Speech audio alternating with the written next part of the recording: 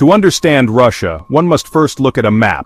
Its sheer size is staggering, a colossal landmass that sprawls across 11 time zones from the Baltic Sea in the west to the Pacific Ocean in the east. No other nation on Earth commands such a vast territory. This immense scale is often mistaken for inherent strength, a boundless reservoir of resources and strategic depth. However, this same geography that grants Russia its size is also the source of its deepest insecurities. Its location, bridging Europe and Asia, places it at a geopolitical crossroads, exposed to pressures from all directions. The country's heartland, where most of its population and economic activity are concentrated, is a long way from its distant, often inhospitable frontiers.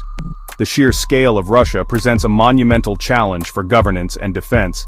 Imagine trying to connect and control a territory that stretches over 17 million square kilometers, much of it covered in frozen tundra, dense taiga forests, or arid steppes.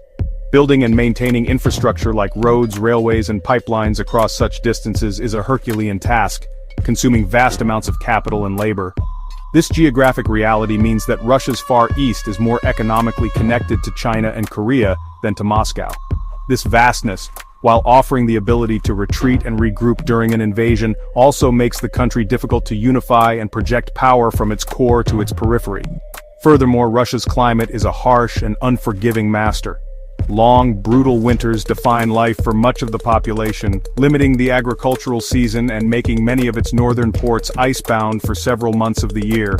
This lack of reliable, year-round access to the world's oceans has been a persistent strategic headache for Russian leaders for centuries.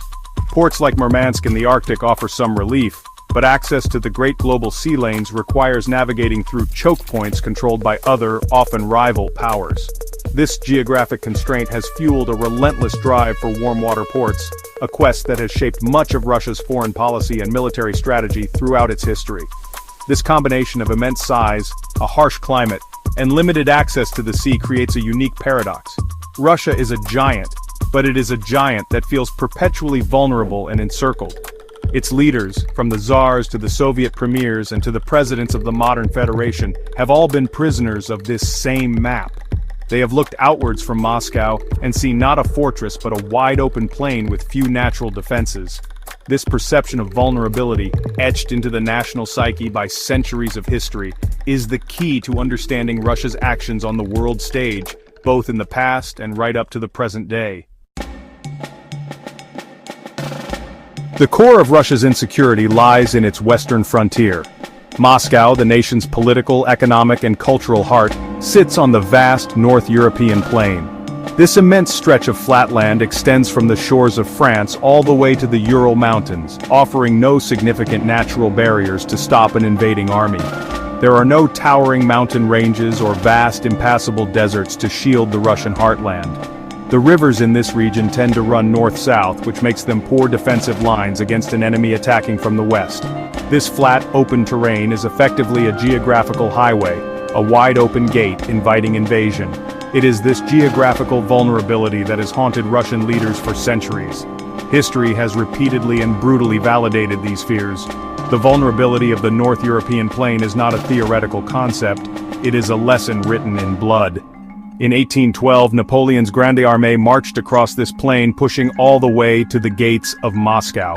Although the brutal Russian winter and the army's overstretched supply lines ultimately defeated him, the invasion demonstrated just how exposed the country's core was. The French were able to penetrate deep into Russian territory with relative ease, a fact that was not lost on future generations of Russian strategists. The memory of Moscow burning became a permanent scar on the national consciousness, reinforcing the need for greater strategic depth. Just over a century later, this historical nightmare repeated itself on an even more horrific scale. In 1941, Adolf Hitler launched Operation Barbarossa, and his mechanized divisions poured across the same open plains. Once again, an invader from the west swept through Belarus and Ukraine, reaching the outskirts of Moscow in a matter of months. The Soviet Union ultimately prevailed, but only at an unimaginable cost of more than 25 million lives. The victory was secured by trading land for time, retreating deep into the vast interior, and relying on the punishing winter, but the initial success of the German invasion underscored the fundamental weakness of Russia's western border. These two cataclysmic invasions from the West have profoundly shaped Russia's strategic thinking. They are not merely events in history books, they are living memories that inform the worldview of the Kremlin today. For Russian strategists, the North European plain is not a zone of peaceful cooperation, but a potential invasion route. This perspective dictates that security cannot be entrusted to treaties or goodwill alone. It must be guaranteed by physical control over territory, creating buffers that push potential threats as far away from Moscow as possible. The fear of another Napoleon or another Hitler marching across the plains is the ghost that still haunts Russian military doctrine. Faced with the terrifying openness of the North European plain, Russian leaders throughout history arrived at a single, logical, and brutal solution: expand. If geography did not provide them with defensive barriers, they would have to conquer their way to them. This strategy involved pushing Russia's borders outwards in all directions to create strategic depth. The idea was simple: the further away an enemy has to start their march towards Moscow, the more time Russia has to mobilize its forces and the more its infamous allies, General Winter and General Mud, can wear the invaders down. This relentless drive for buffer zones became the central organizing principle of Russian statecraft. The expansion was methodical and aimed at reaching more defensible geographic features. To the west, the goal was to push towards the Carpathian Mountains, a formidable natural barrier that could help secure the southwestern approach. To the northwest, controlling the Baltic states would provide better port access and shrink the open plain. To the south, the objective was to secure the Black Sea coastline and push into the Caucasus Mountains, sealing off another potential avenue of attack. To the east, the vast, empty expanse of Siberia was colonized, pushing the border all the way to the Pacific, creating an immense buffer against any potential threats from Asia, even if it was sparsely populated. This strategy of trading space for security came at a huge cost. Each expansion meant conquering and absorbing non-Russian peoples, creating a vast and diverse empire held together by force.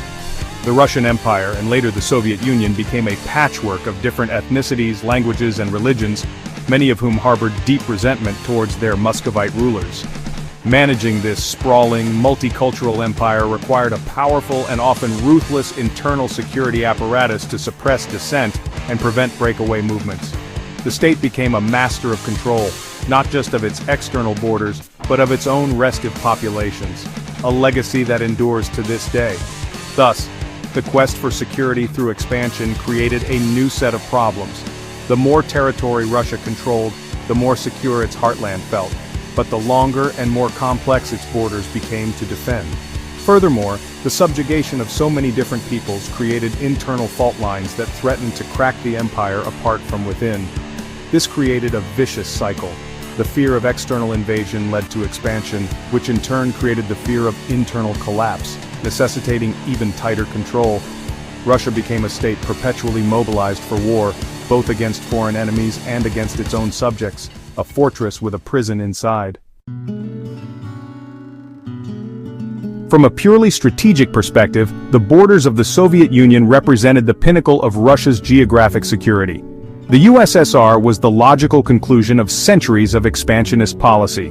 Its western frontier was pushed to its most defensible points, anchored by the Carpathian Mountains and extending through the heart of Europe.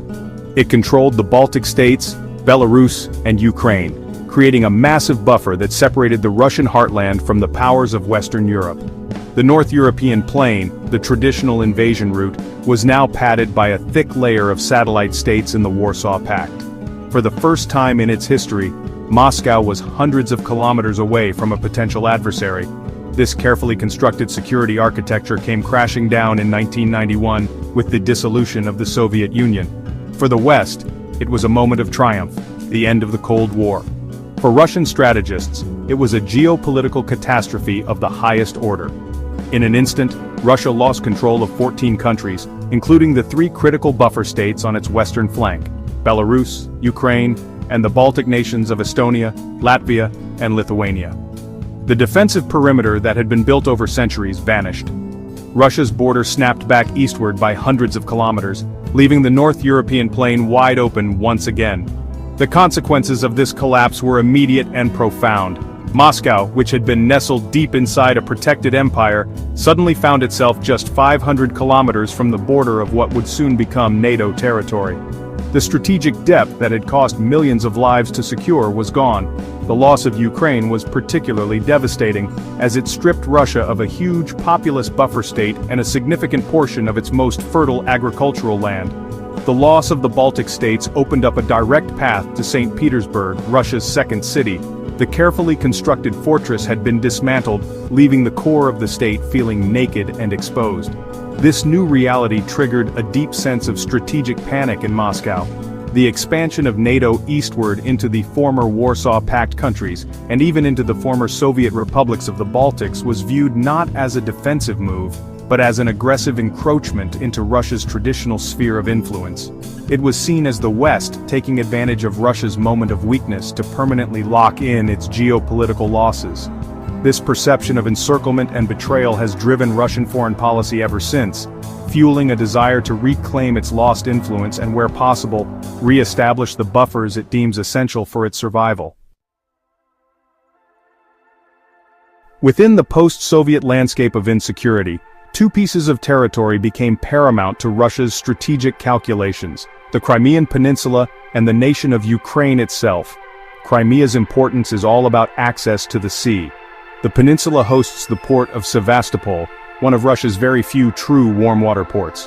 While Russia has other ports like Murmansk in the Arctic, they are either icebound for much of the year or provide access to seas like the Baltic that are easily blocked by NATO powers. Sevastopol on the Black Sea offers year-round direct access to the Mediterranean and beyond. It is the key to projecting Russian naval power into the Middle East, the Atlantic, and the Indian Ocean. After the collapse of the Soviet Union, Russia was forced to lease the naval base at Sevastopol from an independent Ukraine. This was a strategically intolerable situation for Moscow. The idea that its entire Black Sea fleet, a crucial instrument of state power, could be evicted at the whim of a neighboring government was a source of constant anxiety. The 2014 annexation of Crimea was, from the Kremlin's perspective, a defensive and necessary move to permanently secure this vital strategic asset. By taking direct control of the peninsula, Russia ensured its naval access to the world's oceans could not be threatened, reclaiming a critical piece of its imperial geopolitical puzzle. If Crimea was the key, Ukraine is the wall. A pro-Western Ukraine is Russia's ultimate geopolitical nightmare. A large, populous nation sharing a 2,000-kilometer border with Russia, aligned with a rival military alliance, effectively eliminates the entire concept of a Western buffer. It would place NATO forces directly on Russia's doorstep, with a flat, open path to Moscow. For Russian planners, an independent, westward-leaning Ukraine is not just a lost sphere of influence, it is an existential threat that nullifies centuries of strategic expansion. It reopens the historic invasion route that Napoleon and Hitler once exploited, making the Russian heartland profoundly vulnerable. Therefore, Russia's actions since 2014, culminating in the full-scale invasion in 2022, are driven by this geographic imperative. The goal is to prevent Ukraine from becoming a permanent part of a Western security structure. By controlling Ukraine, or at least its eastern and southern regions, Russia would re-establish a significant part of its lost buffer zone. It would push the potential front line with NATO further west, away from its own core. The conflict in Ukraine is, at its heart, a brutal and violent struggle over geography. It is Russia's attempt to redraw the map of Eastern Europe to correct what it sees as the catastrophic strategic blunder of the 1990s.